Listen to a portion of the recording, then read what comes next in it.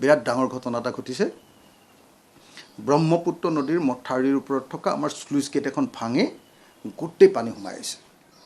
ৰাতিপুৱাৰ পৰা তাত গোটেই অফিচাৰবিলাক বহি আছে মই চিফ ইঞ্জিনিয়াৰ ৱাটাৰ ৰিচোৰ্চৰ লগত কথা পাতিছোঁ অলপ আগতে ৱাটাৰ ৰিচোৰ্চৰ মিনিষ্টাৰকো গোটেই ভিডিঅ'জবিলাক আৰু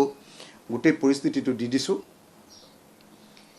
আমাৰ দলৰ সকলো কৰ্মকৰ্তা তাত বহি আছে মই নিজে ONGCৰ পৰা এখন ফকলেন পঠিয়াই দিছোঁ যাতে সেই ভগা গেটখনৰ আগত ষ্ট্ৰাকচাৰ এটা বহুৱাই সি আকৌ গেটখন তাত পুনৰ মেৰামতি পুনৰ বহুৱাই দিব পাৰে কিন্তু চৰকাৰক 1000 বাৰ কৈ থকাৰ পাছতো মন্ত্ৰীক মই সেই মথাউৰি দেখুৱাবলৈ লৈ গৈছিলোঁ তাৰ পাছতো কাম হোৱা নাই চোৱা আৰু কিবা এটা ঘটনা ঘটিলে কিন্তু মই নিজেই